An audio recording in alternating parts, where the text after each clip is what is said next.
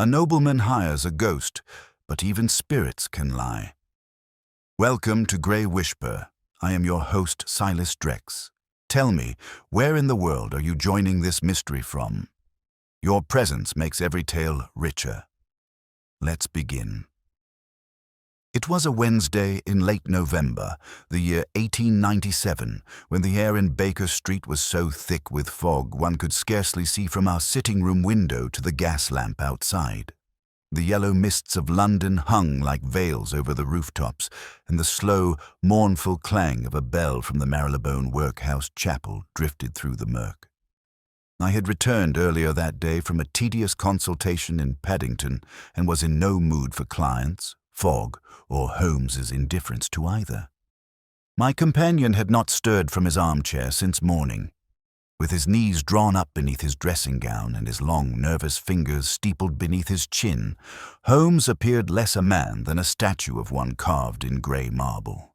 The only sign of life came from his eyes, which flickered with some inward amusement, and the occasional puff from the pipe clenched between his teeth. "You've not looked at a paper today, Watson," he said suddenly, without turning. I looked up from the fire. "No, I've had quite enough of the world already, Holmes.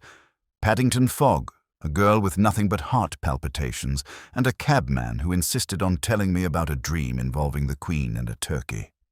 He made a sound like a quiet chuckle. And yet the most interesting news of the day didn't come in ink at all. It arrived 20 minutes ago, sealed with wax and borne by hand. He gestured toward the table, where a thick, ivory-colored envelope lay untouched. "You might have told me," I said, crossing to retrieve it. "I was curious to see how long it would take your curiosity to overcome your ill temper." I opened the envelope and drew out a sheet of stationery embossed with a red coronet and the address Highmere House, Wiltshire. The handwriting was small and neat, with a faint tremor in the strokes. "My dear Mr. Holmes, I entreat you to receive me with urgency. I have suffered an affliction that defies reason, and I am shamed to admit it has shaken my sanity. The matter is one of utmost secrecy and concerns the integrity of my house and title. I've heard you are a man of science and not superstition. I require such a man. I shall arrive at Baker Street by 3:30 this afternoon. In desperation, Earl Langdale." "Langdale?" I asked, lowering the letter. "The name is vaguely familiar." "Eldred Ashcombe, the 14th Earl," Holmes said, finally stirring. "A hereditary peer, not widely known outside certain circles. Keeps to himself. His estate, Highmere House, borders Savernake Forest. Ancient ground, draped in folklore and ghost stories." "Then why would a rational peer write to you with what he admits sounds like madness?" Holmes gave a wry smile. "Why indeed?" At that moment, we heard the unmistakable clatter of hooves and a carriage drawing up to the curb. A shadow darkened the frosted glass, and then came a crisp knock at the door. Mrs. Hudson, ever brisk despite the chill, ushered in our visitor. The man who entered was in his early 60s, tall and bony, with the pallor of someone accustomed to walking hallways by candlelight rather than sun. His attire was impeccable. Dark frock coat, pearl cravat. But his eyes betrayed him. They darted about the room like a man being followed by something only he could see. "Mr. Holmes, Dr. Watson," he said with a faint bow. "I hope you'll forgive the intrusion." Holmes inclined his head and gestured toward the chair opposite him. "You are welcome, Lord Langdale. Your letter intrigued me." Langdale sat, glancing toward the shadows in the corners of the room before speaking. "You will, I trust, regard all that I say with discretion." "Without question," he exhaled. "Very well. 4 nights ago, something appeared in my home. I use the word appeared with precision. It did not knock or break in. It was simply there." He leaned forward. "A figure in black, cloaked and silent. No face, no features. It stood at the threshold of my study at exactly 1 o'clock in the morning as I sat at my desk. I froze. I could not speak. And then it vanished." Watson and I exchanged glances, but Holmes said nothing. I believed, as any rational man would, that I had imagined it. But then it returned. The next night. Same hour. Same place. "Did anyone else see it?" Holmes asked, still calm. "My valet, Hobbs, encountered it yesterday evening. On the stairwell. He has refused to remain in the house. My housekeeper reports voices in the corridors at night, and this morning, my wine steward was found unconscious in the cellar." Watson stirred uneasily. "Did he say what had happened?" Langdale's lips tightened. He babbled of a whisper that grew louder as he descended, and then a hand, cold like iron. On his neck, he fell. He remembers no more. Holmes' fingers tapped the arm of his chair. "You say the figure wore a cloak? No face?" "None that I could see. Merely a void. Have you received any threats recently?" "No, none." "Any disturbances in the household? Servants dismissed, unusual guests, changes in your affairs?" Langdale hesitated, just enough to signal something unspoken. "My younger cousin, Percy Ashcombe, has recently returned from Vienna. He is a charming wastrel and has shown interest in family inheritance matters." Holmes raised an eyebrow. "Ah," the Earl continued, "Highmere has always been touched by stories. Old ones. The White Huntsman, the Singing Stair, but this is different. This thing is deliberate, and I fear it is meant to drive me mad." Holmes rose. "Then we must ensure it does not succeed. You'll come to Highmere?" "At once. Watson, I believe a little country air will do us good." Langdale nodded gratefully and stood. "I shall wire the house. A carriage will await you at the station." As the door closed behind the Earl and the carriage rattled off into the fog, I turned to Holmes. "Well, do you believe his tale?" "I believe Lord Langdale believes it," Holmes said, "but ghosts do not knock down stewards or don cloaks." He reached for his pipe. "No, Watson, this is no haunting. This is a masquerade." And with that, the game was afoot. The following morning, we departed London aboard the 10:45 express from Paddington. The sky remained blanketed in that same listless, metallic grey which had cloaked Baker Street the day before. Holmes was quiet for most of the journey, leaning back in his seat with closed eyes, fingers laced across his chest, while I busied myself with the newspapers and a flask of hot coffee. Only once, somewhere near Reading, did he rouse to speak. "You heard the hesitation in his voice, Watson, when he mentioned his cousin?" "I did." "Therein lies our thread. Never forget that people reveal more in what they do not say than in what they do." We reached Pewsey Station shortly after noon, where we were met by a stiff-lipped coachman with a black cap and red collar, who introduced himself tersely as Biddle and wasted no time in ushering us into a waiting carriage. The countryside had turned to damp fields and sullen hedgerows. As we progressed through the Wiltshire landscape, fog clung to the ground in patches, and the skeletal limbs of bare oaks reached across the narrow road like fingers. Highmere House came into view after nearly 40 minutes, a brooding, late Tudor manor that sat like a hunched figure on the edge of the Savernake woods. It was a vast structure of blackened stone, mullioned windows, and sharp gables that pierced the low sky. Ivy clawed up its sides like a parasite that had long since claimed ownership. The great doors creaked open at our approach, revealing an elderly butler whose complexion matched the pallor of the flagstones. "Mr. Holmes, Dr. Watson?" he intoned. "His lordship awaits you in the South Library." The hall into which we stepped was cavernous and dim, lined with portraits so darkened by time that one could scarcely distinguish noblemen from shadows. I felt an involuntary chill, and caught Holmes glancing upwards, his eyes scanning the ceiling beams as if seeking the origins of some unseen draught. We found Lord Langdale in the South Library, as promised. The room was heavy with the smell of leather bindings and ancient wood smoke. He rose when we entered, gesturing to 2 armchairs near the hearth. "You are welcome," he said, but his voice was subdued, and his hands trembled slightly as he poured tea from a silver urn. Forgive the gloom of the place. I find I can't tolerate bright light these days. I should like, Holmes said after a brief sip of tea, to begin by seeing the room in which the apparition first appeared. The Earl nodded. My study. Follow me. We traversed a long corridor panelled in oak, our footsteps echoing dully as we passed beneath dim gas lamps. The study was a small square chamber tucked at the rear of the manor with a view toward the forest. Books lined one wall, and the desk, an antique with clawed feet and an inkwell in the shape of a serpent, stood beneath a tall, arched window. Holmes moved through the space like a cat inspecting unfamiliar territory, pausing often, occasionally crouching, and once even producing a lens from his pocket to examine a patch of the floor near the door. "Did you leave the window open on the night in question?" he asked suddenly. "No," Langdale replied. "The lock has been rusted shut for years." Holmes did not reply, but his fingers danced across the windowsill. Then he turned toward the carpet. "You reported that the figure appeared without sound. Yet this carpet is Persian and deep enough to mask any footsteps." "Yes. Still, it must have entered from somewhere.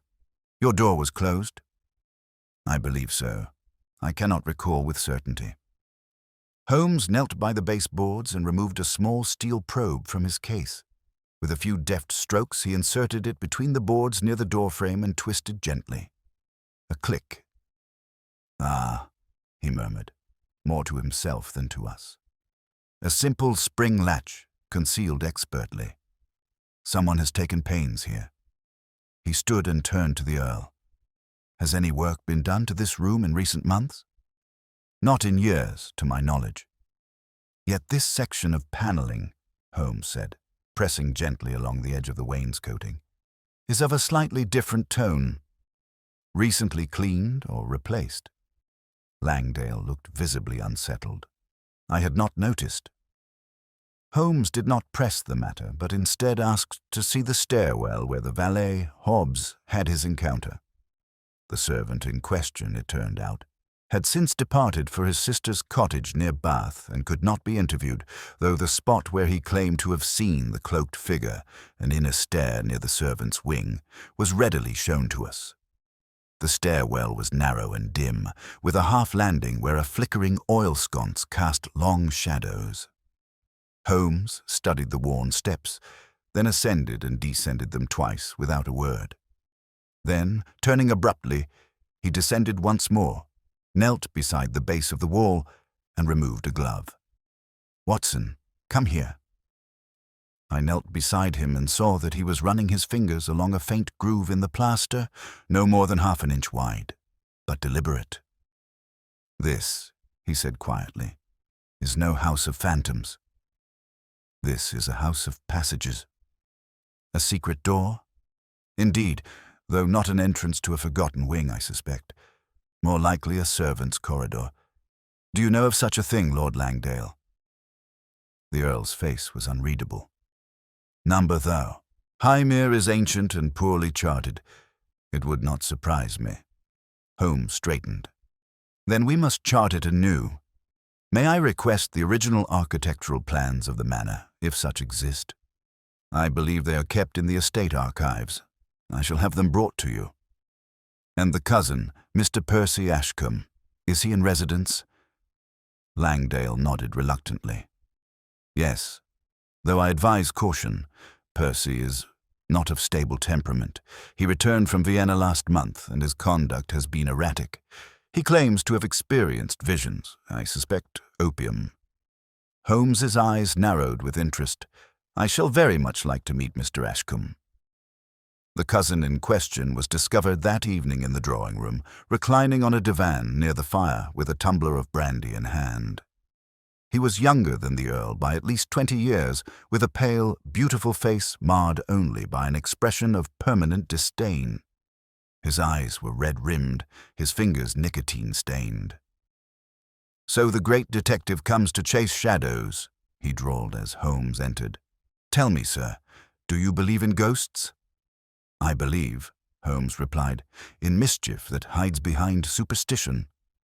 Ashcombe's smile was thin. "Ah, Then we are well met." He took a sip from his glass. "This house eats its own, Mr. Holmes. You'll see. It always has.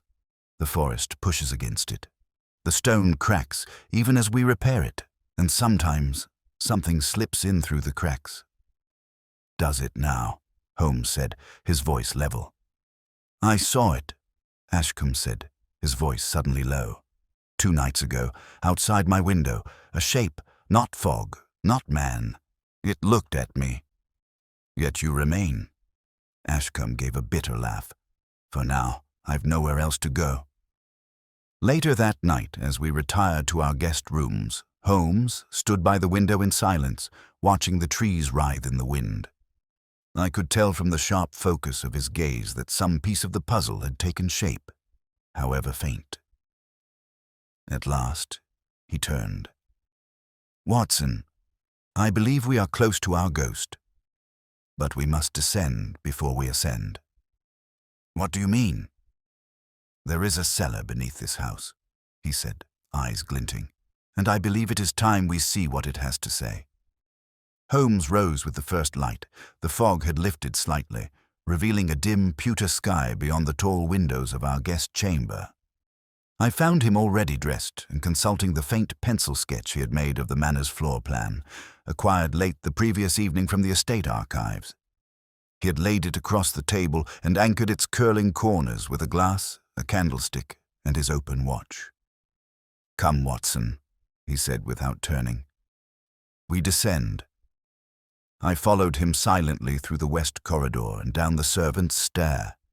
Narrow, worn by generations, and twisting in upon itself like the spiral of a conch shell. There was no sound in the house but the low groan of settling beams and the tick of the clock that marked our passage. We reached the scullery and passed through a heavy oak door secured by an iron bolt. Beyond lay the cellar steps, damp, stone, and steep. Holmes struck a match, and the shadows leapt back. The air grew colder with each step, thick with the must of old wine, coal dust, and mildew. The ceiling pressed low. I ducked instinctively as we advanced into the first vault, a domed chamber lined with shelves of dusty bottles, their labels faded or entirely consumed by time. Holmes moved slowly, his lantern sweeping across every wall, floor, and joist. "Observe," he said softly, pointing to a section of brickwork. A fine white powder had been brushed roughly across it. Plaster, perhaps, though some had crumbled to reveal mortar that was altogether fresher than the surrounding structure. Holmes produced his probe once more and pressed it to the seam between the bricks.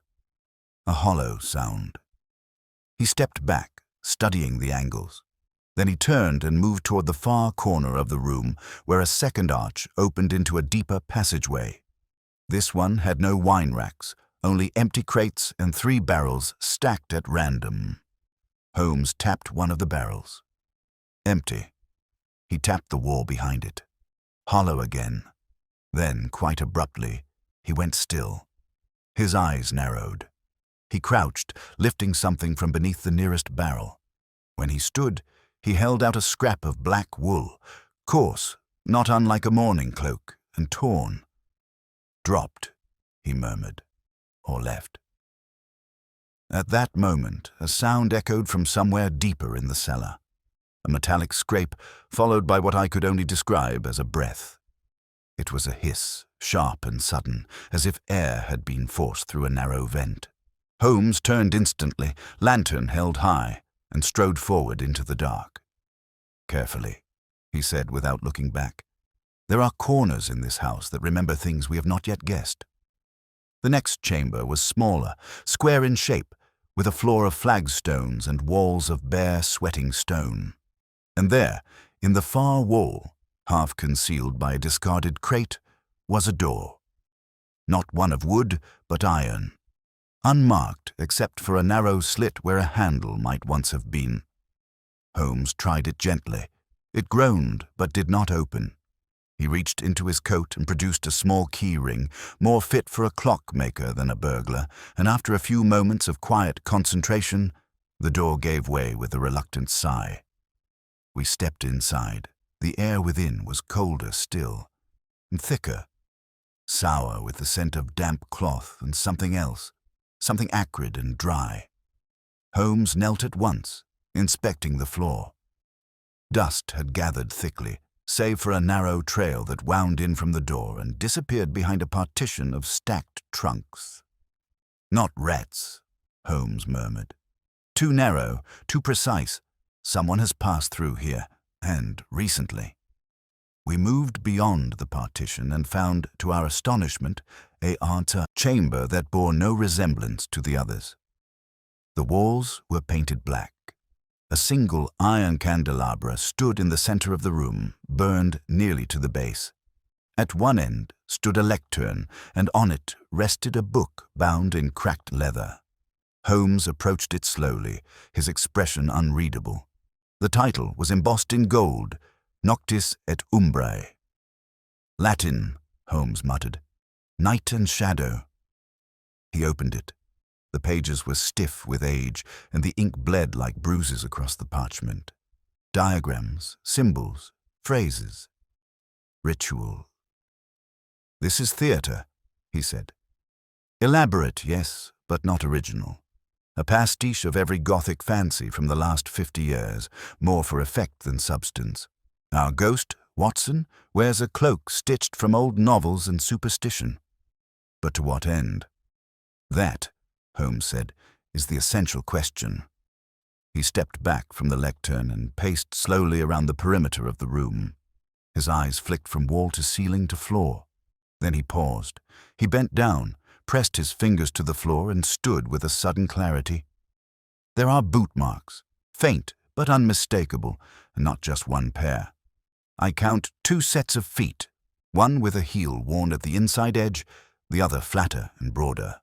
One drags slightly. The steward, possibly, or Percy Ashcombe."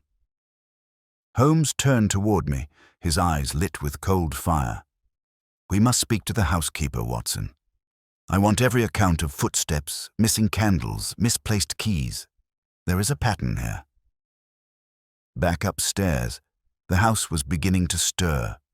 A grey light poured through the upper windows. Breakfast was being prepared. Servants passed us in the corridor with nods and subdued expressions. Holmes requested the housekeeper, a pinched woman by the name of Mrs. Bristow, who met us in a side parlour, her hands wrapped in a tea towel.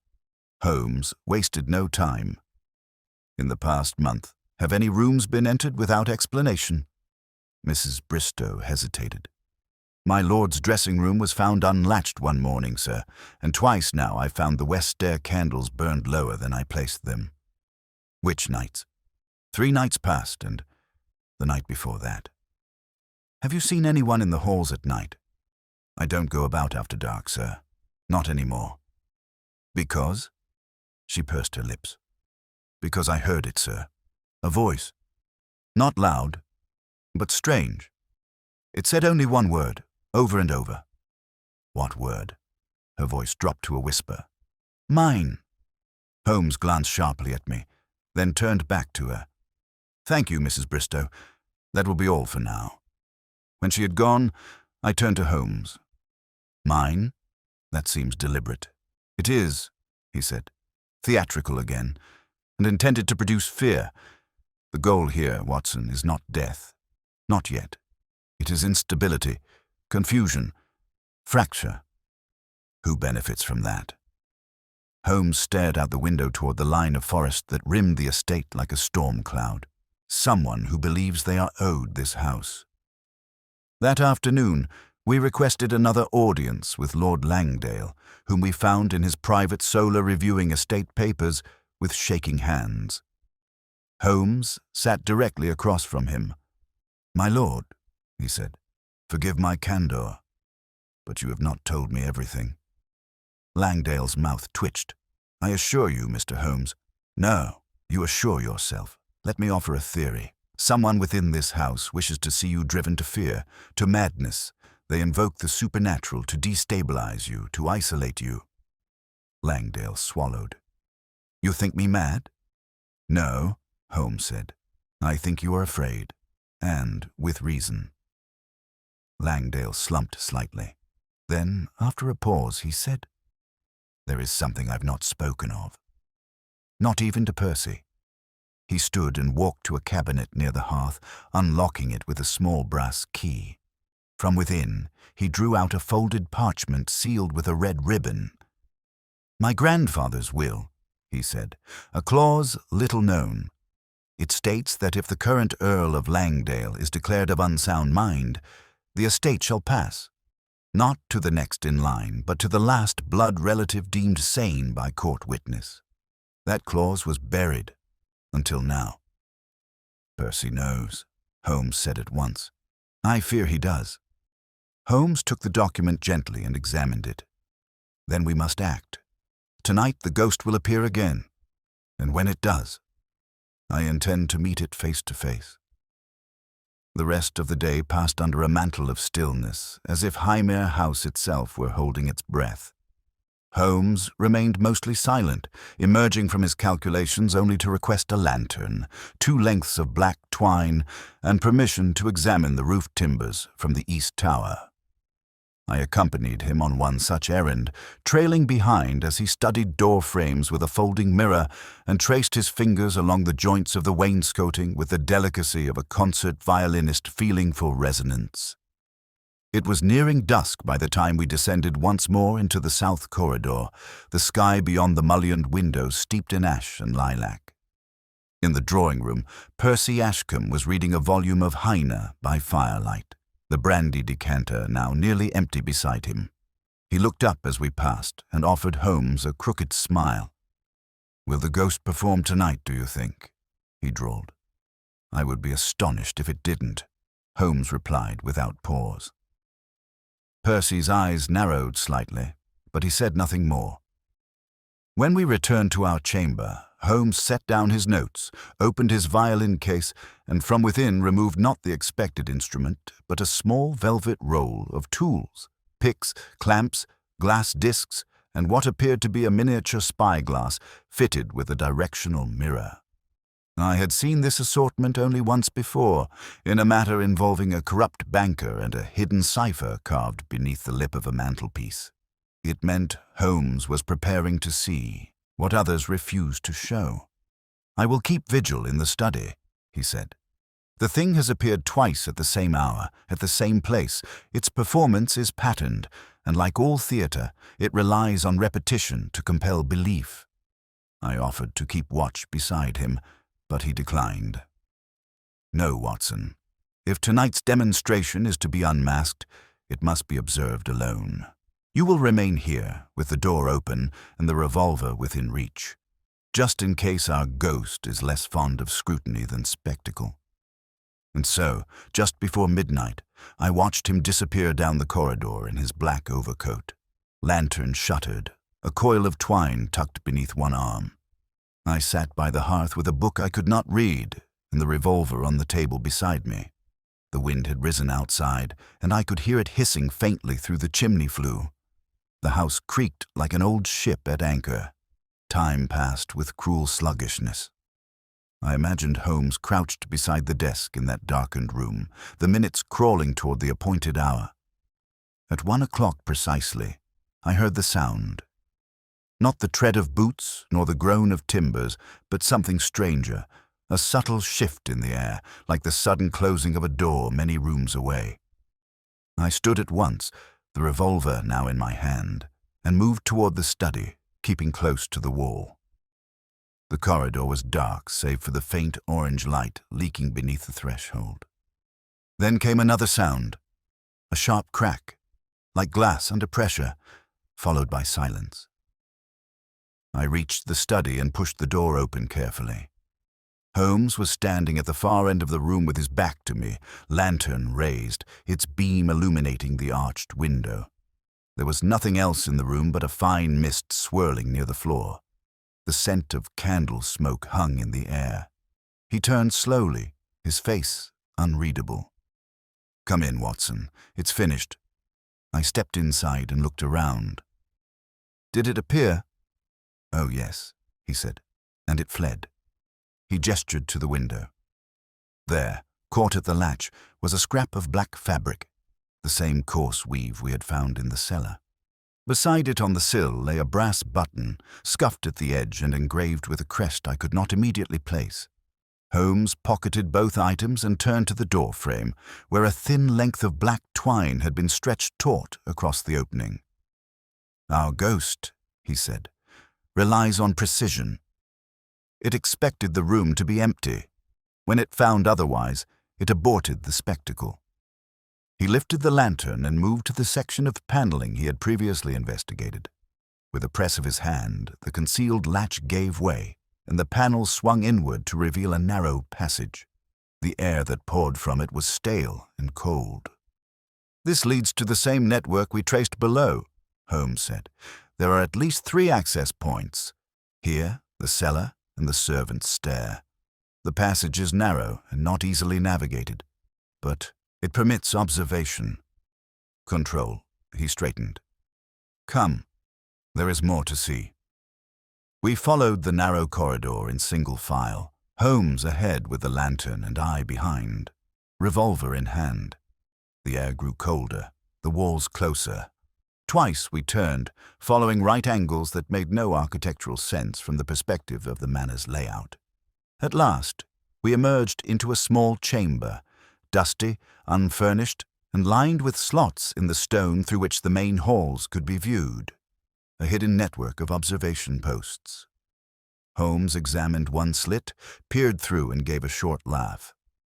"This one overlooks the stairwell where Hobbs saw the figure." He turned and knelt, brushing his fingers across the floor. "Boot prints again, one heavy, one dragging, and candle wax, several types. See here, white, and here, red." He looked up. Our ghost's cloak was assembled from misdirection, its steps rehearsed. "It walks by design, not damnation." He stood. "We return to London tomorrow. There is one final piece yet to be acquired." I didn't speak until we were back in our rooms. "You said it fled. How? Through the passage?" "It used the window." "But you said the window could not be opened." "I said the lock was rusted, but someone cleaned it, oiled it, refastened it afterward to create the illusion of age." He paused. "What manner of ghost requires such preparation?" "None, of course." The next morning we departed early for London, Holmes carrying only his overcoat and the satchel containing the button, the wool scrap, and the fragments of twine. He said little on the journey, but consulted his pocketbook frequently. When we arrived at Baker Street, he sent 3 telegrams in rapid succession, one to a London tailor, one to the War Office archives, and one, most curiously, to a tobacconist on Fleet Street. By mid-afternoon, his inquiries bore fruit. The tailor responded first. The scrap of wool came from a common mourning cloak issued for ceremonial use by the Temple Bar Masonic Lodge. The button bore the crest of the Ashcombe family, but in a style last used in the 1860s, repurposed from an old uniform, perhaps. The War Office confirmed that Percy Ashcombe had been discharged from service in Vienna under curious circumstances, a mental collapse during diplomatic function, followed by treatment in a sanatorium for hallucinations and what was euphemistically called theatrical affliction. But it was the tobacconist's message that made Holmes smile. It was brief. "Mr. Ashcombe, weekly order of Turkish black, no longer collected. Last seen 2 weeks ago in company of Mr. F. Darnley, theatrical costumer, of Maiden Lane." Holmes turned to me. The cloak was borrowed, the voices rehearsed, the passageways mapped. "Our ghost," he said, "was stitched together from theatre, powder, and pressure. But the question remains, was Percy the actor, or merely the prop?" That night we returned to Highmere under cover of darkness, with Holmes carrying a final parcel beneath his arm. He requested a private meeting with Lord Langdale in the study, and when Percy arrived, half drunk and smiling in that slow, venomous way, I saw Holmes's eyes narrow, but he said nothing. Instead, he asked, "Shall we have a final demonstration?" Percy blinked. "What do you mean?" Holmes produced the cloak. The original, the one found in the cellar, and tossed it onto the chair. Only a ghost needs such garments, or a man desperate to become one. Percy froze. You have no proof. But I do, Holmes said. Your accomplice confessed. Frederick Darnley, he of Maiden Lane, and the cellar, the voice, that was not your invention. That was fear. You never saw the ghost. You were it, but someone else was pulling the strings. Percy's face went pale. I was only meant to scare him. That's all. I didn't know what the will said. Holmes' voice was quiet. But someone did. And he turned to the door, where the butler, Biddle, stood motionless in the shadow, his eyes wide, his expression unreadable. Holmes stepped forward. The final actor takes the stage. Biddle did not speak. He merely stood in the threshold like a man who had wandered into a scene not meant for him. His gloved hands were folded in front of him with mechanical formality, but the corners of his eyes betrayed the truth, tightened, watching Holmes the way a man watches the rising tide.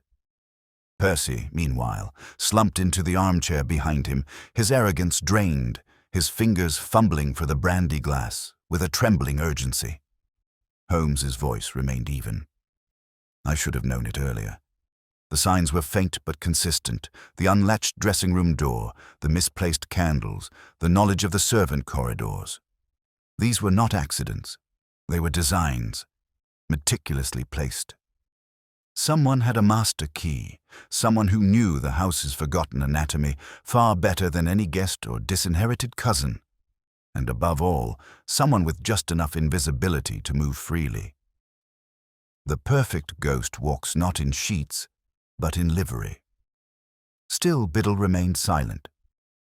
Watson, I stood to the side, revolver still hidden in my coat pocket, though I felt more a spectator than a participant. It was one of those moments I'd seen before, when Holmes dropped the veil and let the full weight of the truth settle over a room like snowfall. Holmes stepped closer, his eyes boring into the butler. Your hands are too steady for surprise, Biddle. That fright you're wearing is rehearsed, just like everything else in this grim production. So let's discard it. The game is done. What I wish to understand now is your motive. The butler tilted his head slightly, as if listening for something in the air. Then he spoke at last, low, precise, each word weighed like coin. You assume too much, Mr. Holmes. My service here spans 3 decades. My loyalty has never wavered. And yet your master's sanity nearly did, Holmes countered.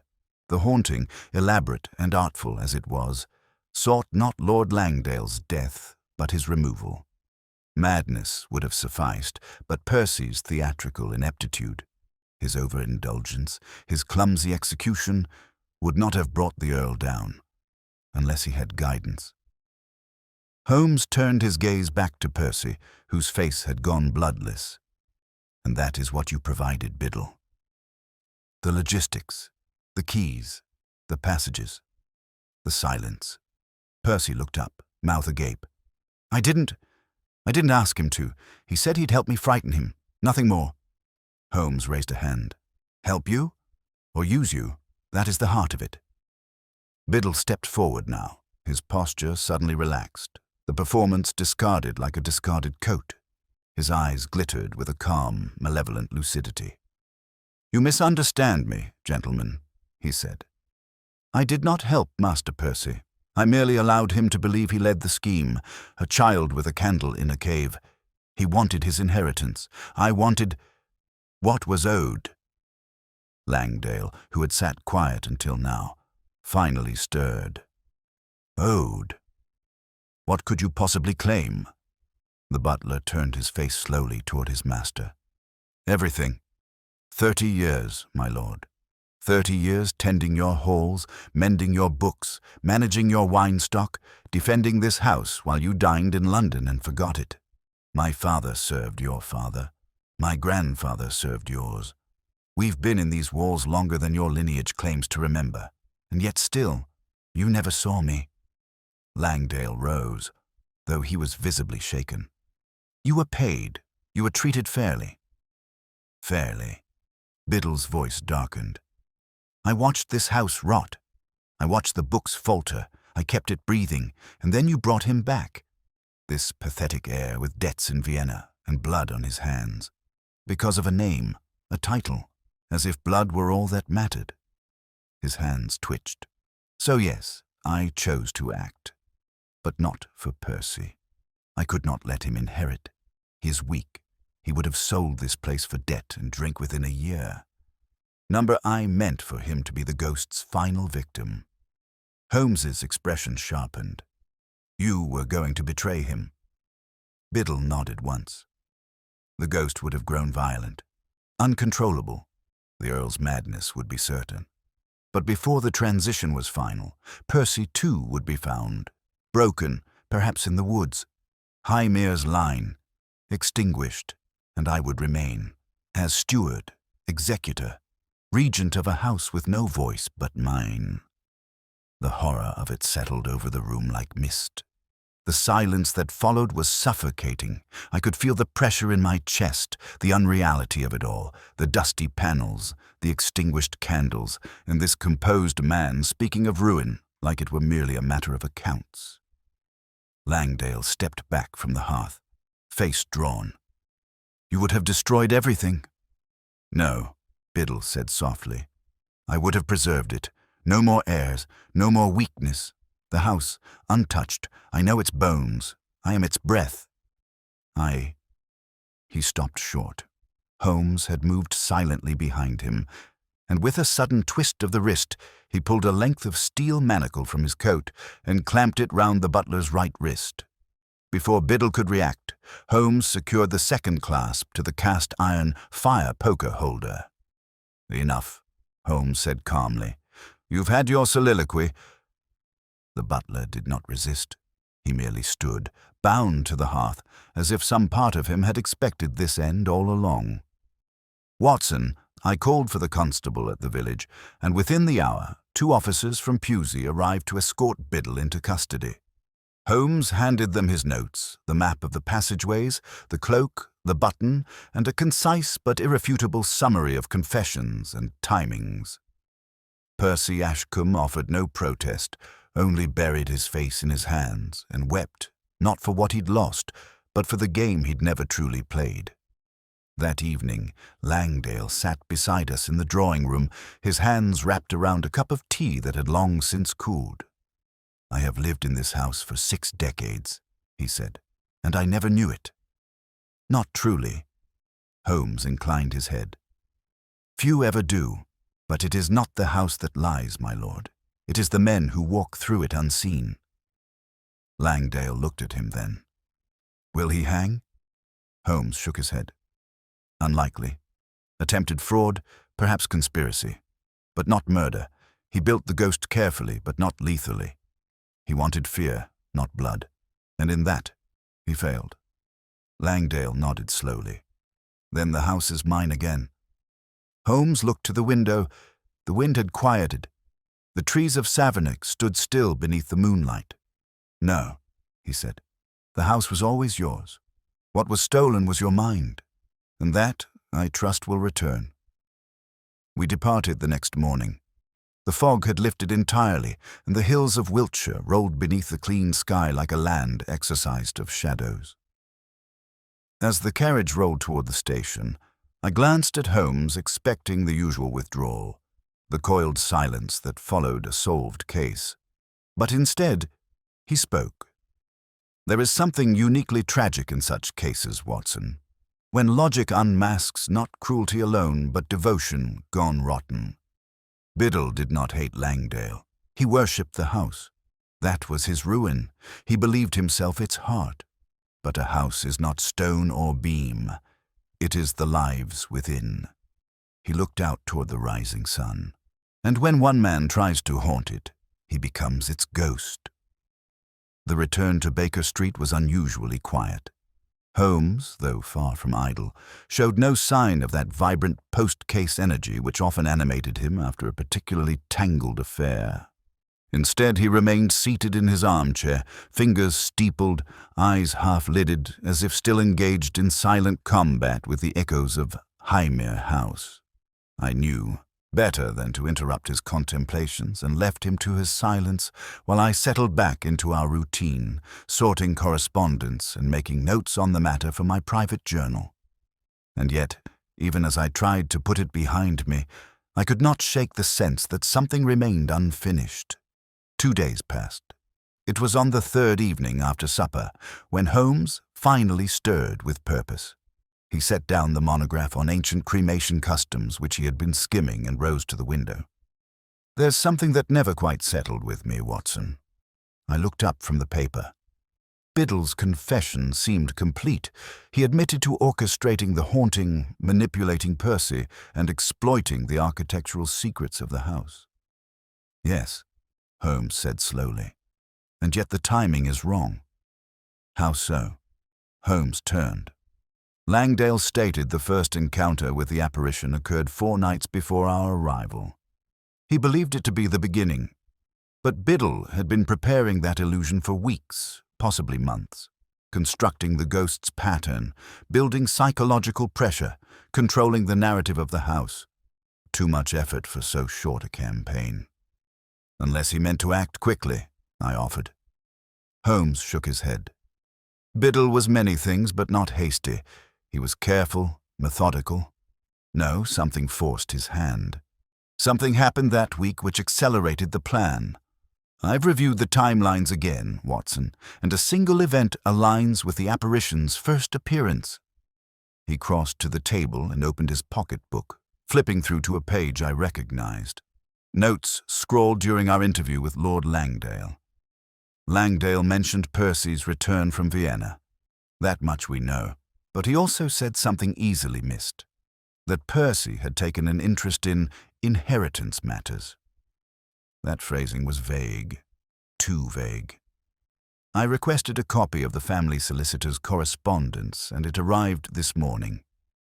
He pulled a sheaf of papers from beneath the Morning Post and laid it before me. The will was reviewed by Lord Langdale's solicitor on November 9th, 5 days before our arrival. That review included a fresh reading of the clause stipulating the transition of the estate upon mental incapacity. That discovery, I believe, was communicated by Langdale himself to Percy, and, indirectly or not, to Biddle. I considered this.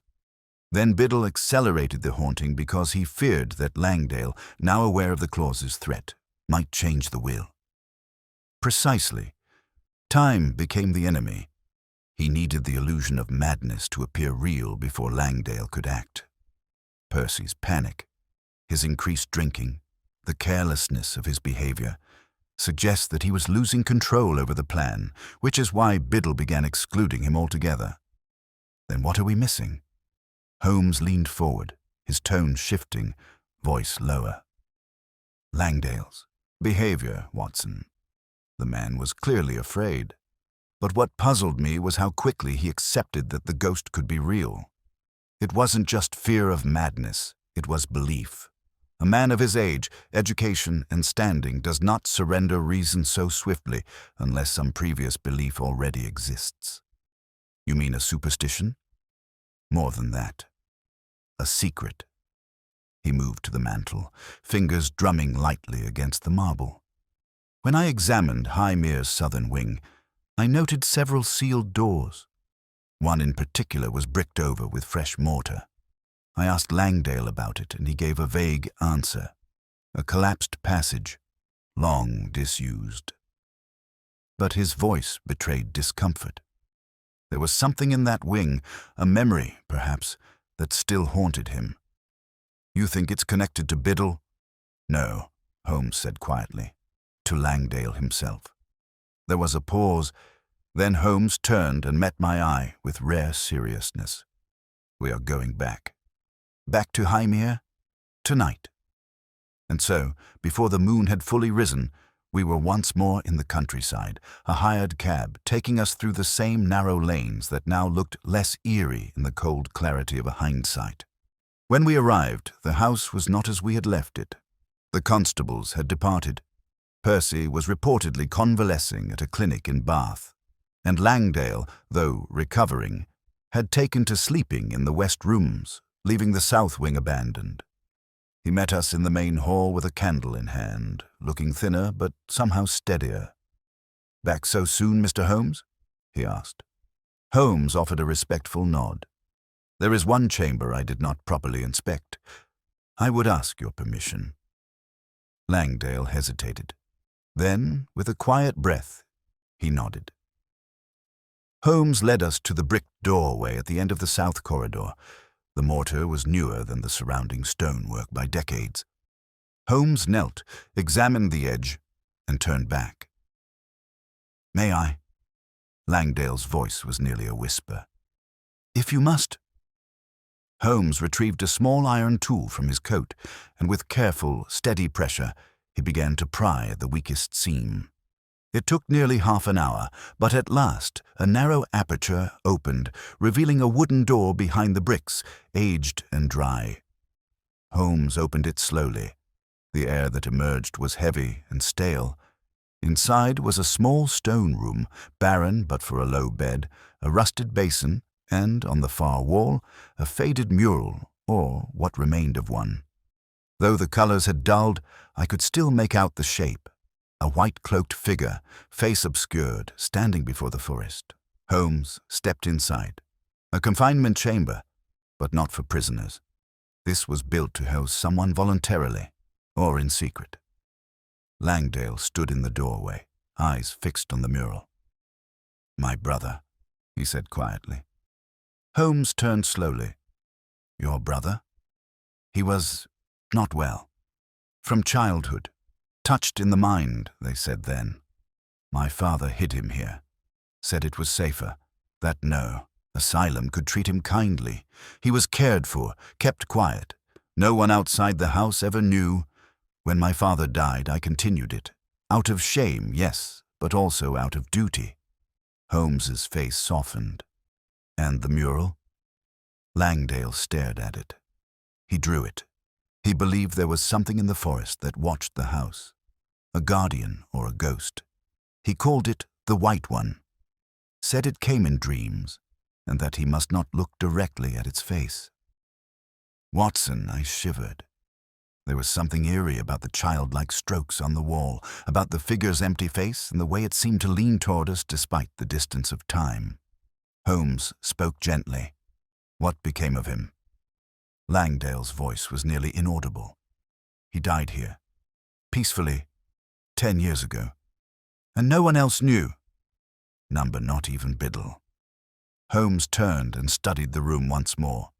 Then, with great care, he extinguished the lantern and stepped out, pulling the door shut behind him. "No ghost walks here," he said softly. "Only memory." We departed Highmere for the final time that night. Holmes said nothing on the journey back, and I respected the silence. Whatever threads had lingered had now been drawn together, some by truth, others by sorrow. A mystery resolved not only by deduction, but by compassion. In the end, it was not the ghost that had haunted Highmere House, but grief itself.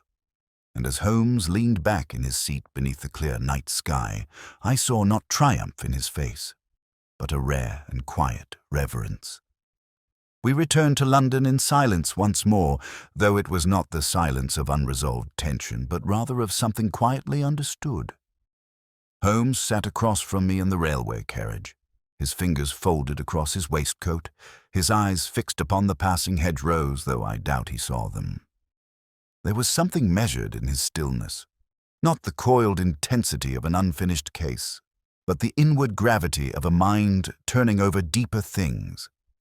He had spoken little since discovering the mural and Langdale's confession, but I knew better than to mistake his reserve for distraction. Holmes's silences often concealed his clearest thoughts. It was not until we were again seated in our familiar chairs at Baker Street, a pot of coffee between us and the lamps turned low, that he finally spoke. "Biddle was a man of method, Watson," he said quietly, "but he was not the architect."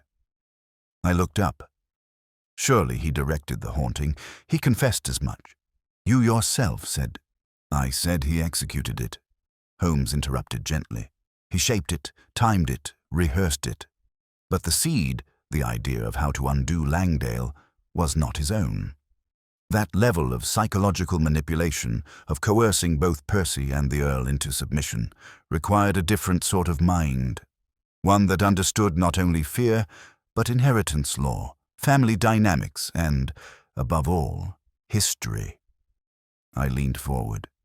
"You're saying there's still someone else?" Holmes nodded, eyes glinting. "Yes, and the answer lies not in the study or the cellar, but in the family itself." He rose abruptly and crossed to his writing desk, drawing out the genealogy charts he had requested from the Langdale solicitor and pinned them to the board. I followed, watching as he tapped a long, slender finger against one name.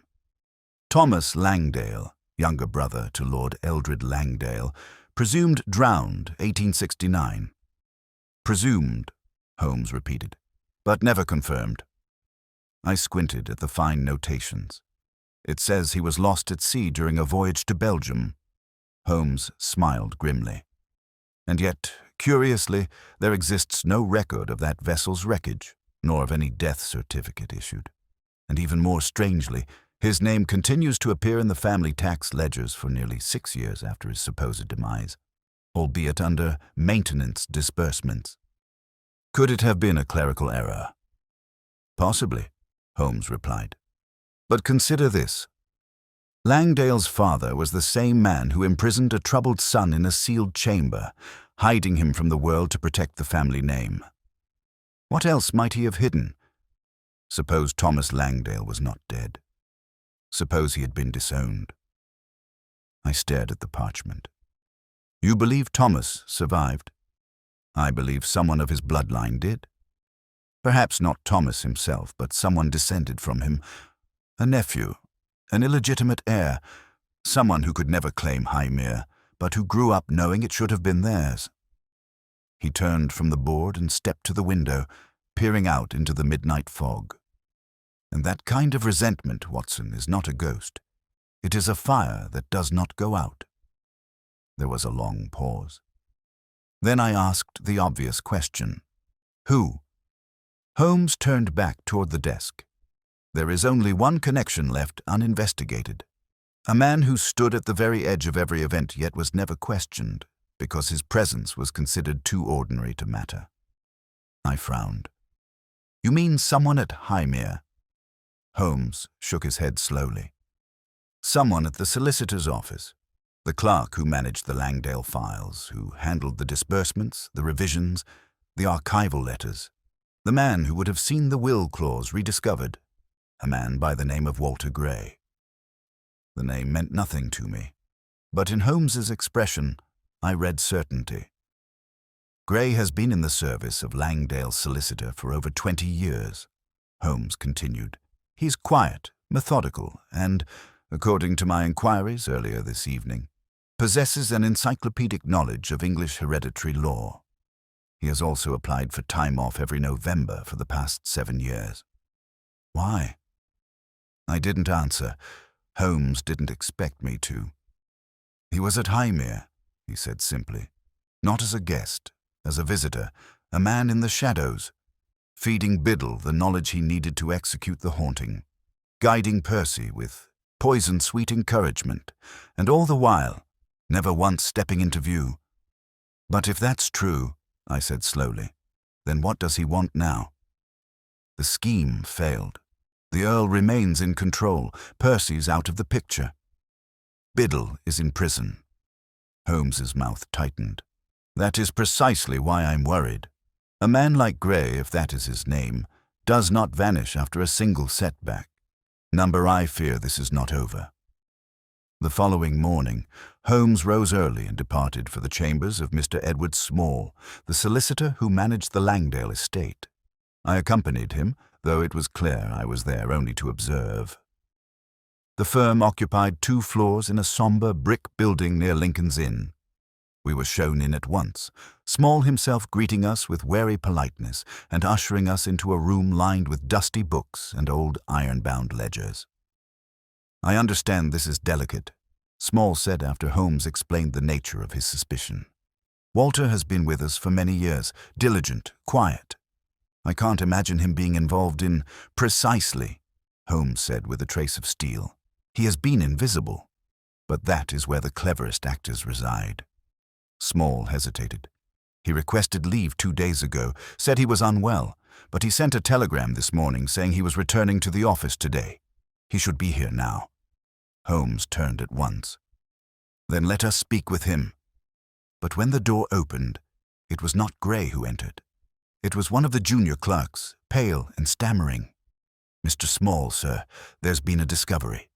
Mr. Gray's office was found, cleared out, drawers empty, his coat and case gone, and this was left on the desk." He handed Holmes a folded note.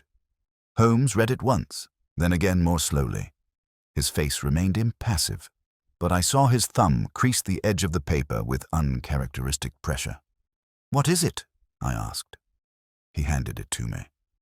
The note read, "I was never meant to haunt the house, only to inherit it, but ghosts, once summoned, cannot be dismissed. Not by you, not by them.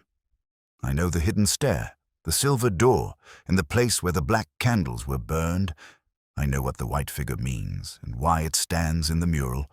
You think the house is free, but Hymir still remembers, and I am patient. W.G."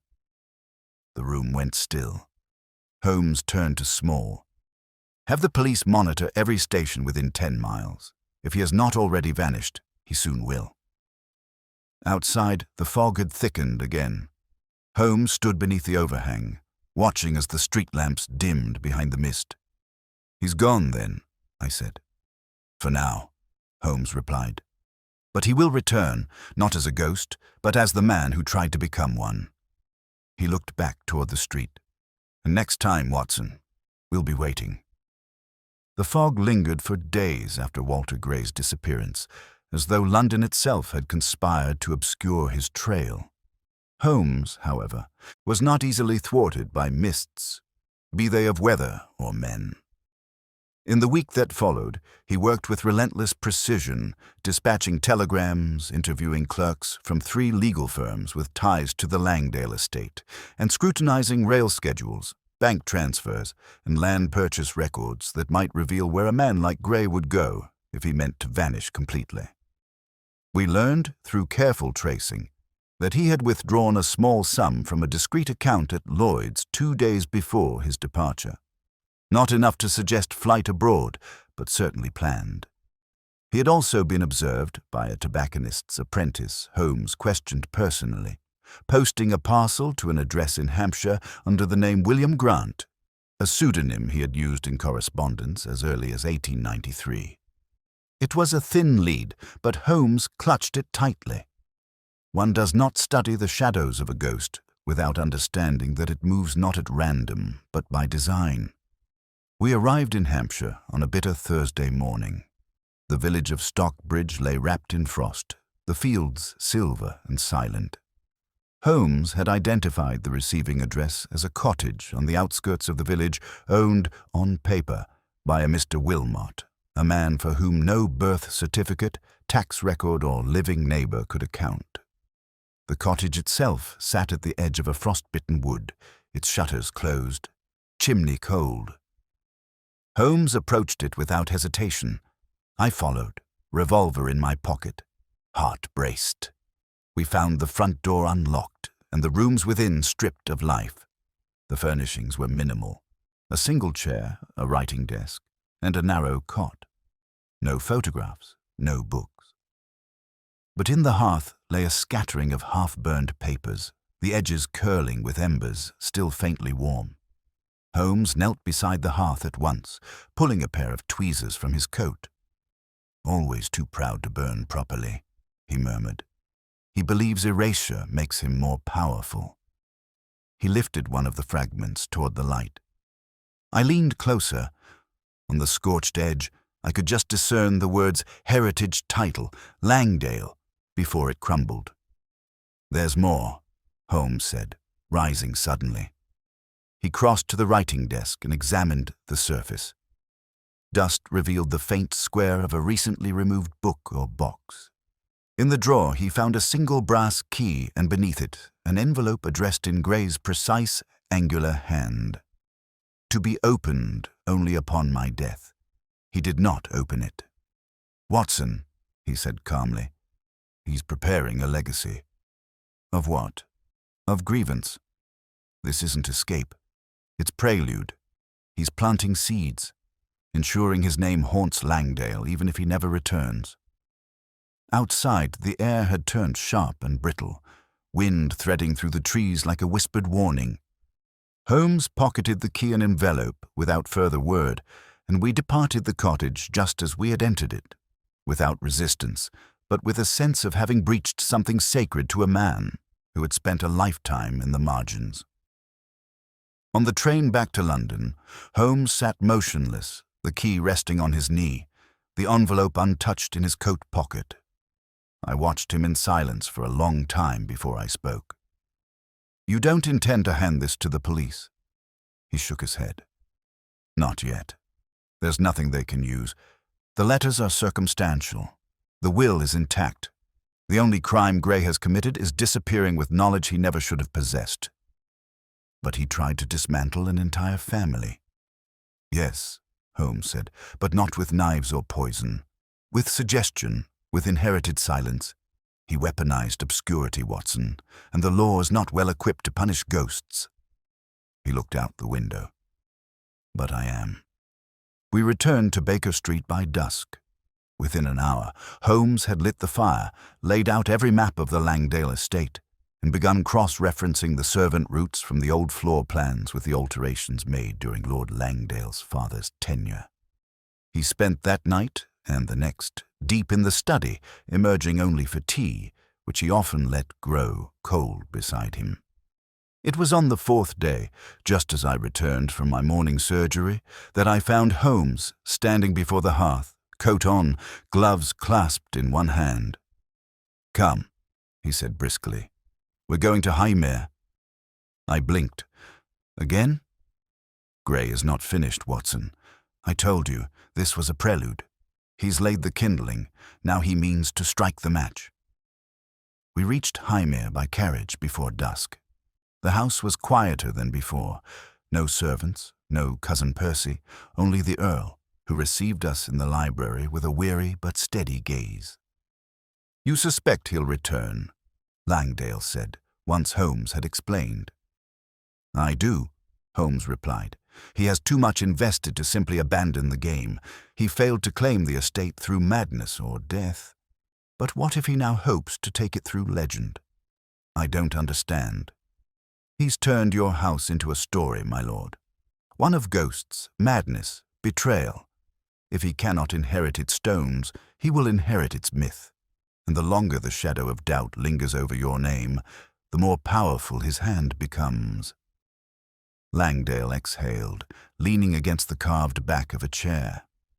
"And how do you suggest we stop a man who lives in legend?" Holmes gave a thin smile. "By drawing him out. Legends, after all, are greedy things. They want to be seen." That night, Holmes set the house for bait. He requested a lamp placed in the south study, the same room where the figure had first appeared. He unsealed the secret passage behind the wainscoting and placed a thin ribbon of soot across its threshold, just enough to mark the foot of anyone passing through.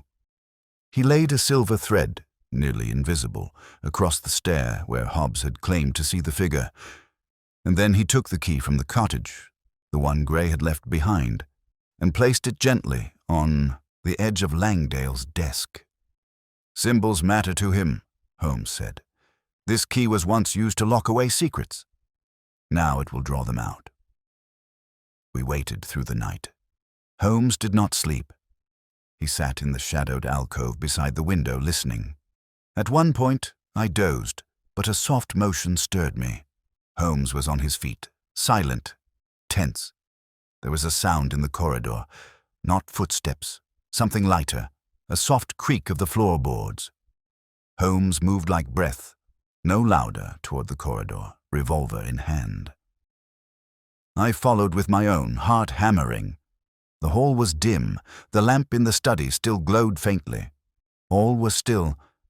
Then, barely visible, a figure moved between shadows. Cloaked, hooded, the face obscured. Holmes did not speak. He raised the revolver but did not fire.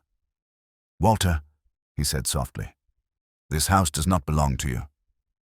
The figure paused, and then, with terrible calm, it lifted its hand, revealing not a weapon, but a match.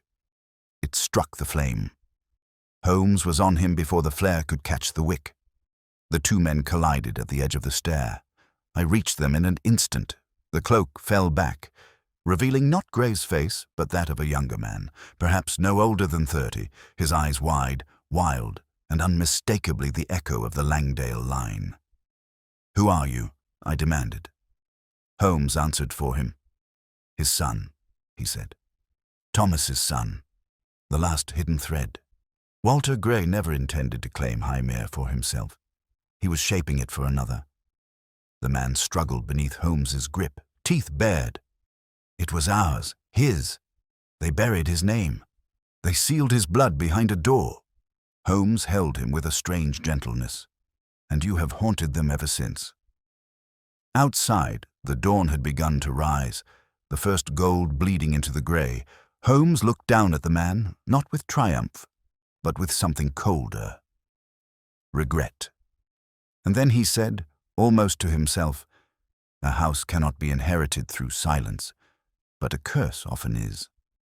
The figure sat hunched at the edge of the hearth in the south study, wrists bound loosely with twine, his face now fully visible in the rising daylight.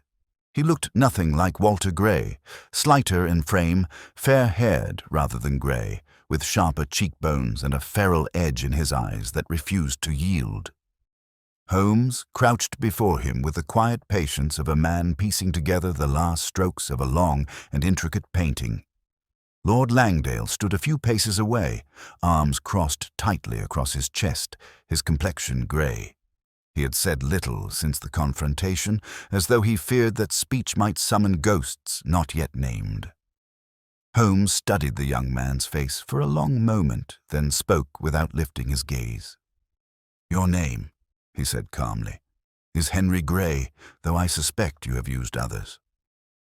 You are the son of Thomas Langdale, disinherited, erased, and spirited away before you could even know the weight of your own lineage." The man did not respond. His lips pressed together, his chest rising and falling with shallow restraint.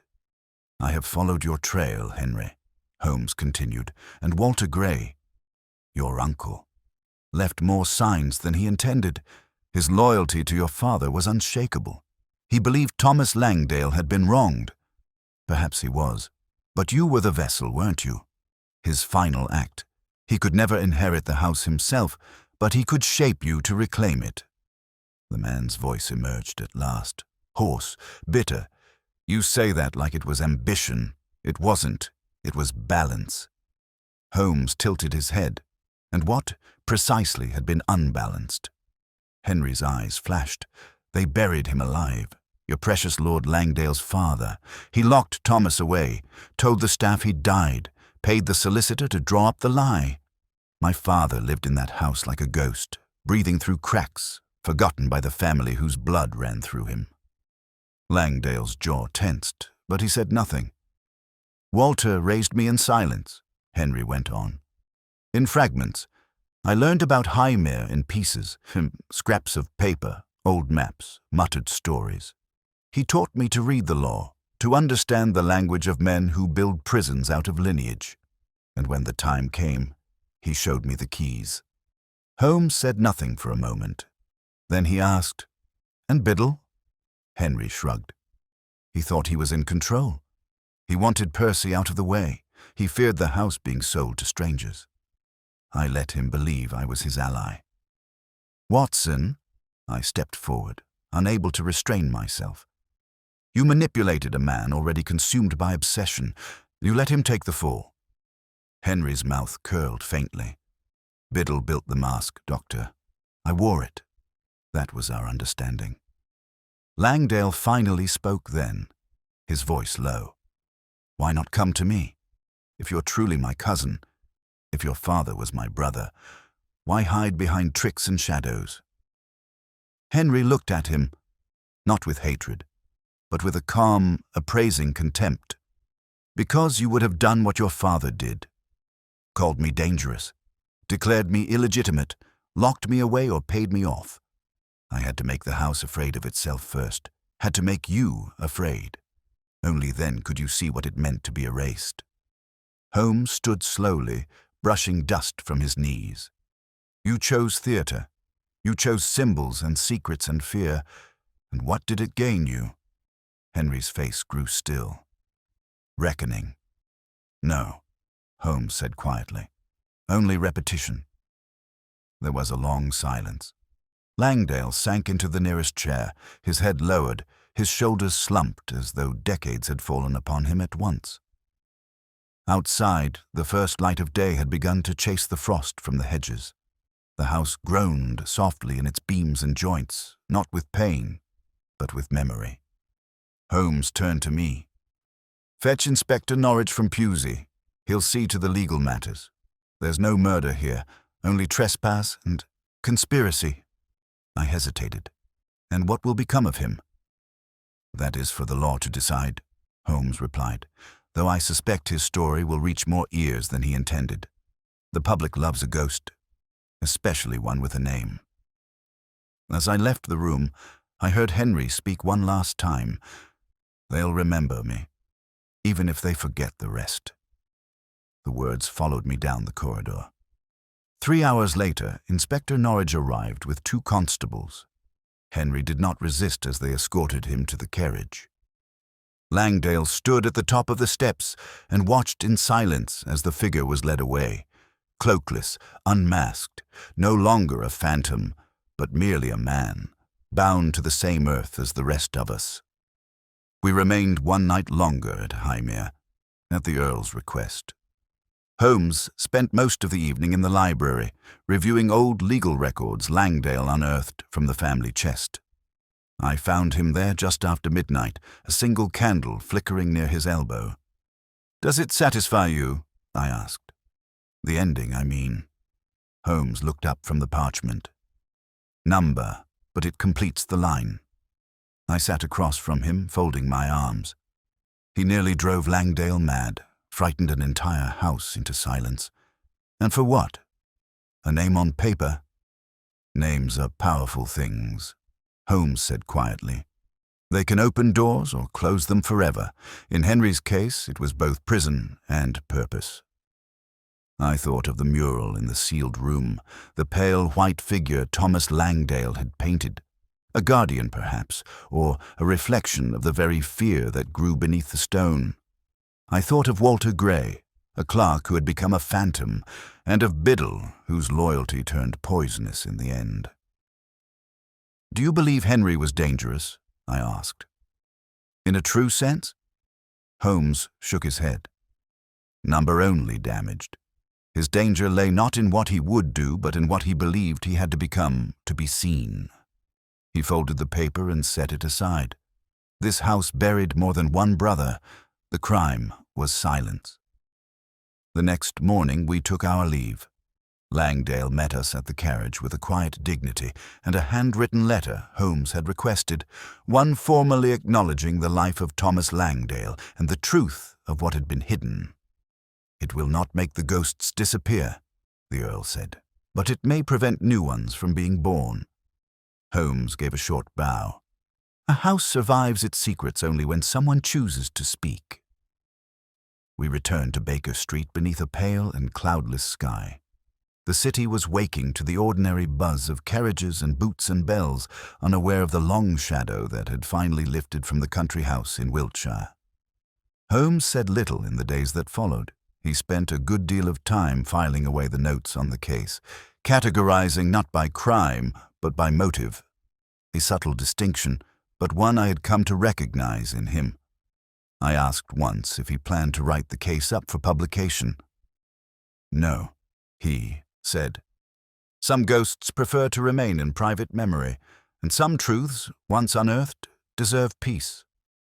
He paused, then added almost absently, "But I did leave a note for the solicitor. The mural in the sealed room should be preserved." "For history?" I asked. "For understanding," Holmes replied. Then he picked up his violin and began to play. Not a triumphant flourish, but a slow, haunting melody that lingered like footsteps in an old corridor, fading only when the morning reached the window pane. It was some 10 days after our return from Highmere, when the final ripple of the case disturbed the quiet pool of Baker Street. The newspapers had printed only a pared-down account of the events. Imposter found in Wiltshire estate. Earl's staff confesses to elaborate hoax, and other such headline simplifications that reduced a wound generations deep to a morning's curiosity between toast and coffee. Holmes, for his part, offered no correction. He declined an interview from the Telegraph, returned 2 letters of inquiry from a local magistrate unanswered, and refused to speak further of the Langdale affair unless I prompted him. But I could see it still troubled him, not with unfinished logic, but with moral weight. It was a rare thing to watch Holmes reflect not on how something had happened, but on why it had been allowed to fester for so long.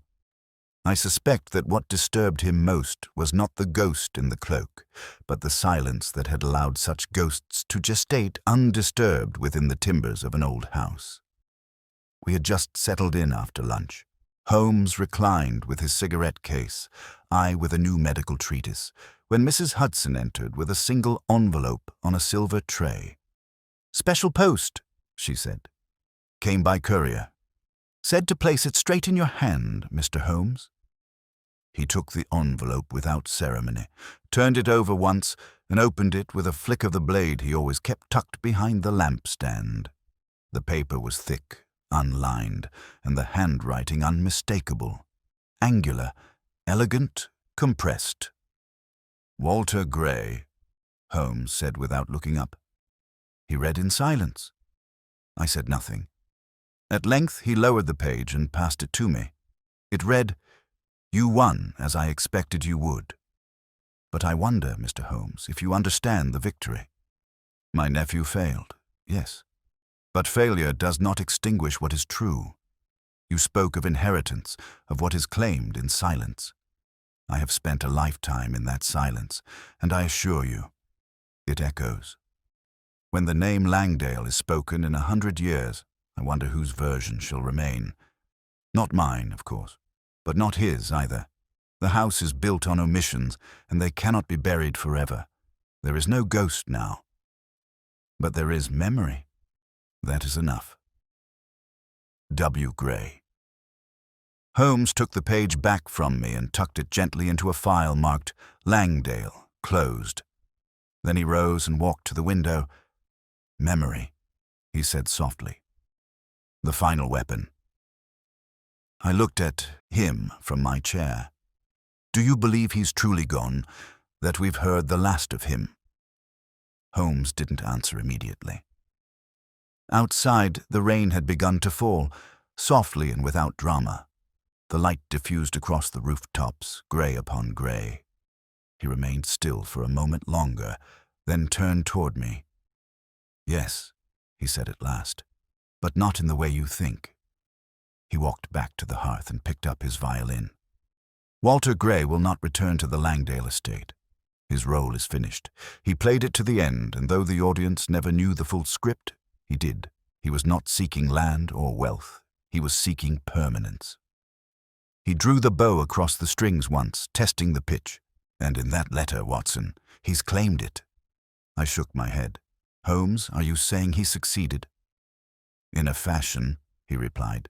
"He could not take the house, but he ensured it will never feel entirely its own again. That is what ghosts truly are, Watson. Not specters of the dead, but the residue of truths unspoken." I let that linger between us. Then I asked, "And what of Henry? Will he be imprisoned?" "He has already been transferred to a medical facility near Oxford," Holmes replied. "There are signs of instability, delusions, identity confusion. The courts believe him more troubled than malicious." "And Langdale?" "Still at Highmere," Holmes said. "He's begun restoring the East Wing, according to the last letter he sent. He plans to reopen the family records, perhaps even write a private history of the estate. I believe the past has loosened its grip on him." He returned the violin to its place. But the house will remember, just as he will. The rain outside grew heavier. Holmes crossed to his chair and lit a fresh cigarette. He exhaled slowly, watching the thin stream of smoke coil toward the ceiling like the last remnants of a fire finally dying. "It is strange," I said after a while, "how something can begin as a question of legal inheritance and end as a meditation on grief." Holmes smiled faintly. "Not so strange, Watson. Inheritance is always a question of grief. The law simply puts it into clauses and ledgers." There was another knock at the door. Mrs. Hudson again. "A telegram this time, Mr. Holmes." He took it with a flicker of curiosity, read it, and smiled. "Well, it seems the Empire does not wait. A jewel theft in Kent, a locked door, an alibi too perfect."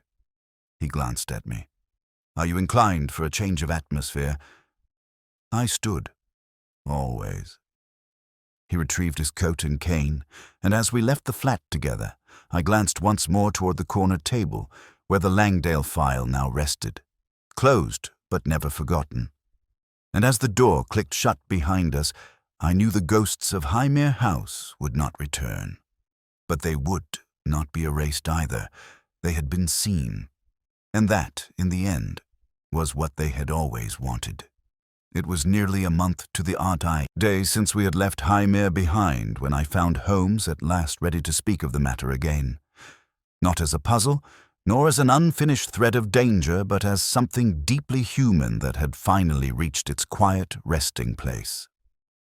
We were seated in the study, the fire warm, the windows shut against a drizzling evening, when he withdrew the Langdale file from beneath his violin case and placed it on the table with an unusual degree of care. He did not open it. He simply tapped the spine with his long forefinger and regarded me thoughtfully. "You know, Watson," he said, "there are cases I solve with satisfaction, some with triumph, others with cold necessity, but this was one of the rare ones that ended with a kind of unsettling peace. Do you understand what I mean?" "I believe I do," I said quietly. "Because the truth didn't restore what was broken. It merely revealed where the breaking had begun." "Exactly." He leaned back in his chair, his gaze unfocused now, turned inward. Walter Gray planned everything with the precision of a watchmaker. He orchestrated a myth to fill a space the world had sealed off. He failed by every conventional measure. No estate, no confession accepted by the law, no seat at the Langdale table. But in ensuring the world knew, even in fragments, he completed his aim. He forced the record to include what it had once erased. "And Henry?" I asked. "Do you think he was truly manipulated?" "In part," Holmes replied. "But he was not a puppet. The resentment was real, the conviction. The tragedy is that he believed the only way to exist was to frighten others into remembering he had once been denied." "And Biddle?" "A loyal man corrupted by fear. He loved the house in the way a child might love a parent who keeps pushing them away. When he saw Percy as a threat, he reached for myth to protect bricks and memory. The result was betrayal. I do not excuse it, but I understand the root." I sat for a moment in silence, then asked, "And Langdale?" Holmes's expression softened. He changed. "In what way?" "He wrote to me 2 days ago," Holmes said, reaching into his coat and withdrawing a small envelope. "He has opened the east wing. The sealed room is now a chapel of sorts. The mural remains. Beneath it, a plaque, Thomas Langdale, beloved brother, 1842 to 1887. I took the letter, read it, and returned it to him in silence. "You know," Holmes said, reaching for his cigarette case, "people often assume that the enemy of justice is deceit. But more often, Watson, it is omission, the quiet agreement never to speak, never to remember, never to look too closely." He lit the cigarette, then added, "That is what Gray understood. And that is why, in the end, we could not simply expose his crime. We had to complete the narrative he began, before it could become something darker." Outside, the street was quiet. A constable passed beneath, the gaslight, his boots tapping rhythmically on the wet stone. Holmes rose and went to the window, watching the man disappear into the mist. He spoke softly, almost as if to himself. "Every house has its ghosts, Watson. But it is not our task to banish them, only to see them clearly and let the living decide whether to bury them again or let them speak." And with that, he turned away from the glass, extinguished his cigarette, and sat beside the fire. The Langdale file remained closed upon the table, but in Holmes's eyes I saw that, for once, it was not a case he carried forward, but a memory, seen, understood, and laid gently, irrevocably, to rest, to rest, to rest, to rest, to rest, to rest, to rest, to rest, to rest.